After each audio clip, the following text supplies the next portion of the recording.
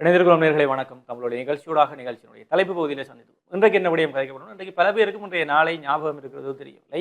இன்றைய நாள் ஒரு முக்கியமான நாளாக இருக்கிறது. இந்த சமுதாயத்திலே இந்த அன்னையர் தினம், அதே போல காதலிகளுக்கான தினமாக இருக்கட்டும், அதே போல அக்காக்களுக்கான தினம் என்று பெண்களுக்கான தினங்களை பேரன்போடு கொண்டாடி தீர்க்கக்கூடிய சமுதாயம், குறிப்பாக ஆண்களும் சேர்ந்துதான் கொண்டாடிக்கும். அப்படி இருக்கும்போது இன்றைய நாள் ஒரு ஆண்களுக்குரிய நாளை யாராவது ஞாபகம் வைத்திருக்கிறார்களா என்ற கேள்வி இந்த சமுதாயத்தில் இருக்கு. குறிப்பாக இன்றைக்கு சர்வதேச ஆண்கள் தினமாக இருக்கு. எனவே இன்றைக்கு சர்வதேச ஆண்கள் தினத்திலே உங்களை போன்ற ஆண்கள் அத்தனை பேருக்கும் சர்வதேச ஆண்கள் தின நல்வாழ்த்துக்களை தெரிவித்துக் கொண்டு நாங்கள் நிகழ்ச்சிக்குள்ளே எல்லாம் தலைப்பு பகுதியில் இன்றைக்கு இந்த சர்வதேச ஆண்கள், குறிப்பாக ஆண்கள் தொடர்பாகத்தான் நாங்கள் நகர்ந்து செல்ல இருக்கிறோம். இன்றைய தினமே பாரிய அளவிலே பேசு பொருளாக இல்லை. குறிப்பாக பெண்கள் அல்லது பெண்கள் சார்ந்த ஒரு தினம் இன்றைக்கு நாங்கள் ஆண்கள் எல்லாருமே சேர்ந்து முதல் நாடுகளில் அதெல்லாம் போட்டு அட்வான்ஸ் அதெல்லாம் விஷ் பண்ணி அந்த விஷ் பண்ணி அப்படி பெண்களை தாயாக, தமக்கையாக, காதலியாக, நண்பியாக, மனைவியாக கொண்டாடி தீர்த்து கொண்டிருக்கிறோம். ஆனால் இன்றைக்கு ஆண்கள் தினம் யாராவது இன்றைக்கு வரைக்கும் இந்த வாட்ஸ்அப்புக்கு இப்போ வரைக்கும் ஒரு மெசேஜ் கூட வரையில ஹாப்பி மென்ஸ் டே அல்லது இப்போ வரைக்கும் ஒரு தரம் ஸ்டேட்டஸ் போட்டு கூட நான் பார்க்கல. அது முகப்புத்தகங்கள் கூட இந்த பதிவுகளை பெரிதாக காணக்கூடியதாக இல்லை. ஆனால் இது மாற்றாக இன்னொரு பெண்களுடைய தினமாக வரும்பொழுது அது எல்லாருமாக சேர்ந்து பெரிய ஒரு வெற்றி விழாவாக கொண்டாடி தீர்ப்போம். அதை கொண்டாடுவதை நாங்கள் ஒருபோதும் தவறு என்று கூறுவது. ஆனால் இங்கால பக்கமும் ஒரு ஜீவன் இருக்கிறது, இங்கால பக்கம் ஒரு பாலினம் இருக்கிறது, ஆண்கள் என்ற ஒரு ஜீவன் இருக்கிறது. அவர்களுக்கும் மனம் என்று ஒன்று இருக்கிறது, இதயம் என்று ஒன்று இருக்கிறது, ஆசைகள் இருக்கிறது, மகிழ்ச்சிகள் இருக்கிறது, சந்தோஷங்கள் இருக்கிறது, இப்படி பல்வேறு விடயங்கள் இருக்கிறது. எனவே இந்த விடயங்களிலே நாங்கள் சமுதாய சமத்துவம், ஆண் பெண் சமத்துவம், பாலின சமத்துவம் என்றெல்லாம் பேசிக் கொண்டிருக்கக்கூடிய நாங்கள் இந்த விடயங்களிலும் நாங்கள் கவனம் செலுத்தணும். இதையெல்லாம் கொண்டாடுறதால் ஆண்களுக்கு என்ன நன்மை என்றால் அதே ஒரு மனமகிழ்ச்சி தான் எங்களுக்கும் கிடைக்க இருக்குது. குறிப்பாக இன்றைக்கு இந்த ஆண்களை கௌரவம் என்று எங்களுடைய கௌரவத்தை இல்லாமல் செய்யறதுங்க மாதிரியும் ஆம்பளை பிள்ளைகள் அழக்கூடாது, ஆம்பளை பிள்ளைகள்டா தைரியமா இருக்கணும், முகத்தை உருண்டு வச்சிருக்கணும், ஆம்பளை பிள்ளைகள்டா இறுக்கமா இருக்கணும், எந்த விடயங்களையும் பார்த்து உடைந்து போகக்கூடாது, ஆண் பிள்ளைகள் அழக்கூடாதுன்னு சொல்லியே பல்வேறு விடயங்களை நாங்கள் எங்களுக்குள்ளேயே புதைத்து வைத்துக் கொண்டே இருக்கிறோம். யாரிடம் அதை சொல்வது? நாங்கள் சொன்ன எங்களை வீக்கா நினைச்சிருவாங்க, நாங்கள் ஒரு தன்னம்பிக்கை இல்லாதவன் நினைச்சிருவாங்க, நாங்கள் ஒரு கோழைகள் என்று நினைச்சிருவாங்க, நாங்கள் ஒரு கட்சி இல்லாத ஆக்கள் நினைச்சிருவாங்க என்று சொல்லி அதை யாரிடமும் சொல்வதில்லை. பல ஆண்கள் இன்றைக்கு குளியலறைகளுக்குள்ளும் தங்களுடைய படுக்கை அறைகளுக்குள்ளும் தான் அழுது தீர்த்து கொண்டிருக்கிறார்கள். எனவே ஆண்களை அவர்களை ஒரு பலமான மனிதர்களாக, ஒரு இறுக்கமான மனிதர்களாக இந்த சமுதாயத்திலே பிரதிபலித்து அது எங்களையே நம்ப வச்சுட்டாங்க. நாங்கள் கொஞ்சம் கட்சானாக்கள், நாங்கள் பலமானாக்கள், நாங்கள் அழக்கூடாது, நாங்கள் உடையக்கூடாது, பெண்கள் இதென்ன பொம்பளை புள்ள மாதிரி நீ ஆம்பளை படியை அழுகிறேன்டா, இதென்ன பெண்கள் அழக்கூடியவர்கள் அல்லது ஆண்கள் அழ முடியாதவர்களா என்ற கேள்வி இருக்கிறது. இந்த கண்ணீர் என்பது இறைவன் எல்லாருக்குமே தான் பொதுவாக படைத்திருக்கார். ஆனால் ஒரு பக்கம் பெண்களுக்கு கண்ணீர் சொந்தம் என்று வைத்திருக்கார்கள், இன்னொரு பக்கம் ஆண்களுக்கு கண்ணீரே வரக்கூடாது என்ற நிலை இந்த சமுதாயம் உருவாக்கி வைத்திருக்கிறது. அதை ஆண்கள் நாங்களும் நம்பிக்கொண்டிருக்கிறோம். நம்ப தொடங்கி எங்களுக்குள்ளே அது பதிந்து விட்டது. மீட்டெடுப்பது சரியான கஷ்டமாக இருக்கிறது. இன்றைக்கு கூறுகிறது அமெரிக்காவிலே நியூயார்க்கிலே இருக்கக்கூடிய ஆய்வு நிறுவனம் மேற்கொண்டிருக்கிற ஆய்விலே இலங்கையிலே ஆண்களுடைய தற்கொலை வீதம் அதிகரித்திருக்கிறது. பெண்களோடு ஒப்பிடும் பொழுதும் இலங்கையிலே ஆண்களுடைய தற்கொலை வீதம் அதிகரித்திருக்கிறது. மன ரீதியாக பலவீனமானவர்களாக ஆண்கள் மாறிக்கொண்டிருக்கிறார்கள். இலங்கையில் குறிப்பாக 1,00,000 இலங்கையிலே 1,00,000 பேரிலே 27 ஆண்கள் தற்கொலை செய்து கொள்கிறார்கள். அதே போல 1,00,000 பேரிலே இலங்கையிலே 5 பெண்கள் தற்கொலை செய்து கொள்கிறார்கள். அதே போல ஒட்டுமொத்த இலங்கையர்களிலே 1,00,000 பேரிலே 15 பேர் தற்கொலை செய்து கொள்கிறார்கள். இது உலகளாவிய ரீதியிலே 1,00,000 பேரிலே 10 பேர் தற்கொலை செய்து கொள்கிறார்கள். அப்படி பார்க்கும் உலகளாவிய ரீதியிலே தற்கொலை வீதத்தோடு ஒப்பிடும் பொழுதும் இலங்கை தற்கொலை வீதத்திலே அதிக அளவிலே இருக்கிறது.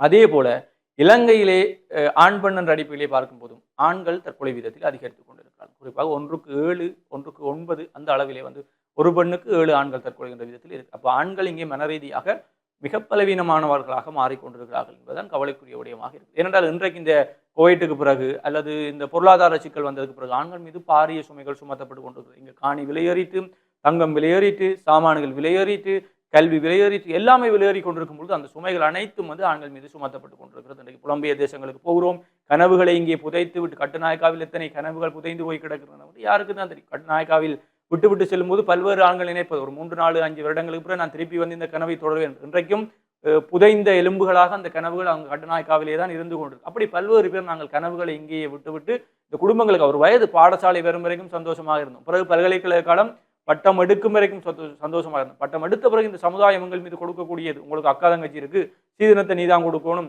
அவையில பார்க்கணும், இவையில பார்க்கணும், வேலைக்கு போ, கனவுகளை விட்டுட்டு கைவிட்டுட்டு இந்த விளையாட்டுகளை விடு, இந்த வேண்டாத வேலையில விடு, இந்த கனவுகளை நோக்கி ஓடாத, உனக்கு தேவையான வேலையை ஒன்றை பிடிச்சுக்கொள், அதுல சம்பளத்தை நோக்கி ஓடு, பணத்தை அதிகமாக சேகரிச்சுக்கொள், சேகரித்த மனத்தை அக்கா தங்கிகளுக்கு சீதனமாக சேகரித்து வை என்று சமுதாயங்கள் மீது போடக்கூடிய அமுக்கங்கள் இருக்கிறது. அதுவே எங்களை யோசிச்சு நாங்கள் எங்கள் இருக்கக்கூடிய திறமைகளை மழுங்கடித்து விடுகிறது, திறமைகளுக்கான எடுக்கக்கூடிய முயற்சிகளை மழுங்கடிக்கிறது, கனவுகளை நோக்கி ஓடக்கூடிய அந்த உத்வேகத்தை குறைக்கிறது. யாராவது ஒரு நல்ல சம்பளம் தந்தால் அவனுக்கு கீழே அடிமையாக வேலை செய்யக்கூடிய மனோநிலையை எங்களுக்குள் ஊக்கப்படுத்தி விடக்கூடியதாக இது இருக்கிறது. எனவே நாங்களும் மனிதர்கள், எங்களுக்கும் அழுகை வரும், எங்களுக்கும் சிரிப்புகள் இருக்கிறது, நாங்களும் சத்தமாக வாய்விட்டு சிரிக்க பழக்கப்பட்ட ஆண்களை பார்த்தோம்னா நாங்கள் எங்களோட நண்பர்களோடு, பாடசாலை நண்பர்களோ, பல்கலைக்கழக நண்பர்களோ, இல்லை வெளியிருக்கக்கூடிய நண்பர்களோடு மனம் விட்டு அந்த அளவுக்கு சிரித்து விடுவோம். ஆனால் எங்களுடைய வீடுகளுக்குள்ளே வரும்போது எங்களை நாங்களே இறுக்கமானவர்களாக மாற்றிக்கொள்வோம். ஏனென்றால் ஒருபோதும் நாங்கள் எங்களுடைய உணர்ச்சிகளை வீடுகளுக்குள்ளே அல்லது எங்களுக்கு நெருக்கமான ஒரு முன்னிலையே வெளிப்படுத்துவது குறைவு. என்றால் நாங்கள் உடைந்தால் எங்களுடைய ஒட்டுமொத்த குடும்பமும் உடைந்து விடும். எனவே ஆண்களை நம்பித்தான் குடும்பம் இருக்கிறது என்ற ஒரு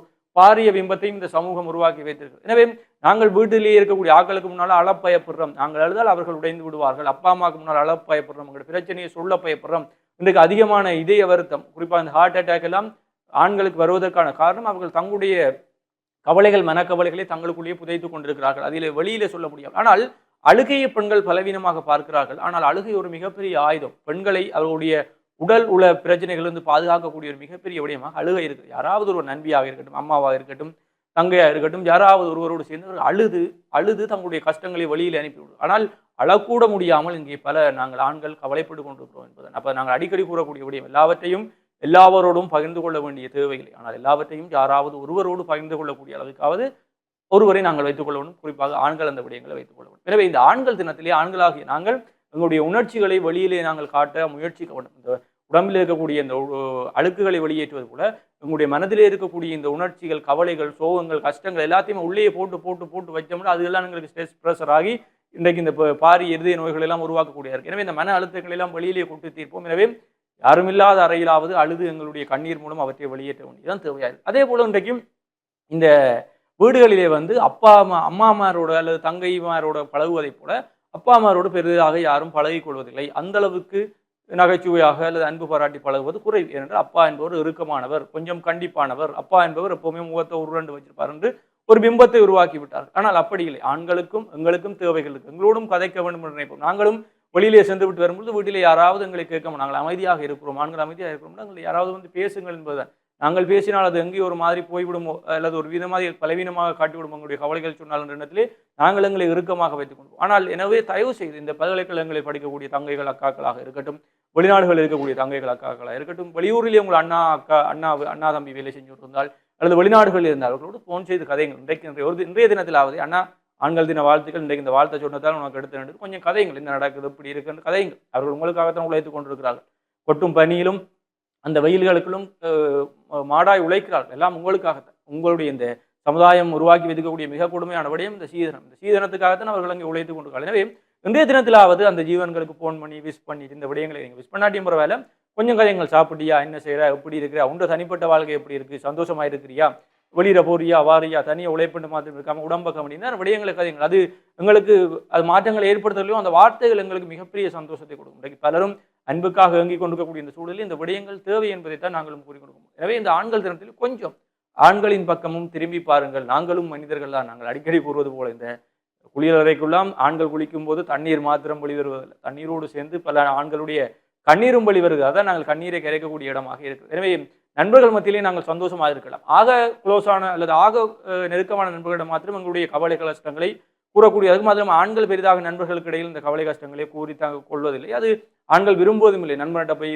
இந்த விஷயம், இந்த கவலை, இந்த கஷ்டம், அது நாங்கள் ஒரு கேங்கா ஒரு சண்டை வரைக்கும் அது வேறு விஷயம். ஆனால் பர்சனலாக இந்த கவலை கஷ்டங்கள் தனி ஒரு நண்பர்கிட்ட இருந்து டைம் எடுத்து அதை சொல்லி மணித்தியால கணக்கிற ஃபோன் கழிச்சு அப்படியான விடயங்கள் ஆண்களிடம் மிக குறைவாக இருக்குது. எனவே எங்களை நாங்களே பாதுகாக்க வேண்டிய தேவை. இது ஆண்கள் தினத்திலே நாங்கள் ஆண்களாக இருக்கணும். அதை தாண்டி நாங்கள் ஆண்களாக இருக்க வேண்டும். ஆண்கள் என்பது பலசாலியாக பெண்களை போட்டு அடிக்கிறது, உதைக்கிறது, கேவலப்படுத்துறது இந்த விடயங்கள் இல்லை. ஆண்கள் என்பது யார் ஒருவன் ஒரு பெண்ணை தன்னுடைய தாயாக நினைத்து வழிபடுகிறானோ அல்லது தாய் வளர்த்த வளர்ப்பை ஒரு பெண்ணிற்கு காட்டுகிறானோ அப்படியான விடயங்கள் ஒரு ஆண்மையினுடைய உச்சமாக இருக்கும். எனவே இந்த சமுதாயத்தில் ஆண்களாக இருக்கக்கூடிய நாங்கள் இந்த சமுதாயம் நம்பிக்கொண்டிருக்கிறது நாங்கள் மிக பலமானவர்கள் என்று, ஆனால் மன அளவிலே மிக பலவீனமானவர்கள் என்பதை இந்த அமெரிக்க ஆய்வு நிறுவனம் கூறிக்கொண்டிருக்கிறது. இலங்கையில் இருக்கக்கூடிய ஆண்கள் இன்னும் மனம் சரியான பாதிக்கப்பட்டவர்களாக இருக்கும். எனவே இந்த சமுதாயம் எங்களை என்னதான் பலமானவர்கள் என்று சொன்னாலும் ஒரு கட்டத்துக்கு மேலே நாங்கள் உடைந்து விட வேண்டியது இருக்கிறது. உடைந்தால்தான் நாங்கள் மீண்டு எழுப்பும் போது இன்னும் தைரியமானவர்களாக இருக்கிறோம். எனவே உடைந்து அழக்கூடிய வாய்ப்புகளையும் உடைந்து விடுவோம், தாராளமாக உடைந்து விடுவோம். மீண்டும் எழும்போது இன்னும் அந்த உடைவுகளில் இருந்து வலிமையானவர்களாக மீண்டும் எழும்பும். எனவே இந்த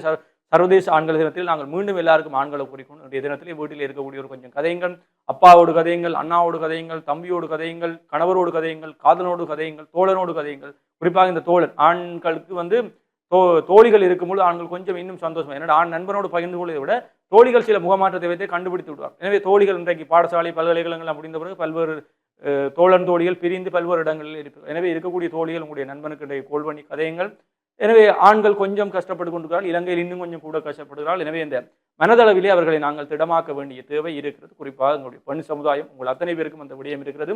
தாயாக தமக்கையாக இருந்து இந்த ஆண் சமுதாயத்தை வளப்படுத்த வேண்டிய தேவையும் இருக்கு. எனவே இந்த ஆண்கள் தினத்திலே நாங்கள் அத்தனை பேரும் எங்களையும் நாங்களே பாதுகாக்க வேண்டும் என்று கூறிக்கொண்டு மீண்டும் அத்தனை சொந்தங்களுக்கும் அத்தனை நண்பர்களுக்கும் தோழர்களுக்கும் சர்வதேச ஆண்கள் தின நல்வாழ்த்துக்களை கூறிக்கொண்டு நானும் உங்களிடமிருந்து விடைபெற்று செல்ல போகிறேன். மற்றும் ஒரு நிகழ்ச்சியில் உங்களை சந்திக்கும் வரை உங்களிடமிருந்து விடைபெற்று செல்லும் நான் என்று உங்களின் கரி. நன்றி நேயர்களே.